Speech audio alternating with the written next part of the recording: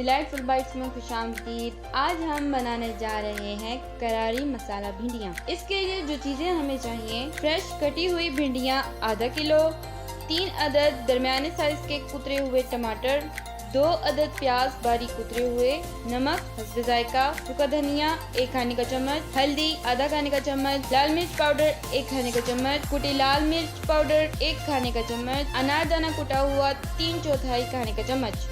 सबसे पहले 3 खाने का चम्मच ऑयल गरम करें। अब इसमें भिंडियाँ शामिल करके 1 मिनट तक फ्राई करें।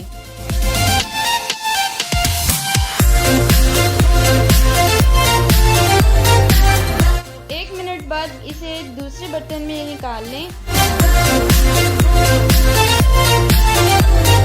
आधा कप ऑयल में प्याज शामिल करें और हल्का सुनहरा होने तक फ्राई करें।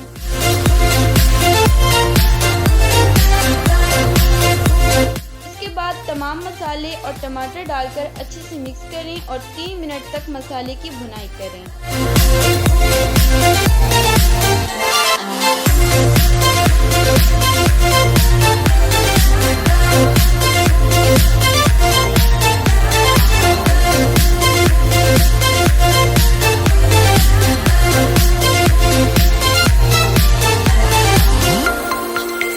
अब इसमें भिंडियाँ डालकर चमचे की मदद से हल्का सा मिक्स करें और ढककर हल्की आंच पर 7 से 8 मिनट तक पकने दें।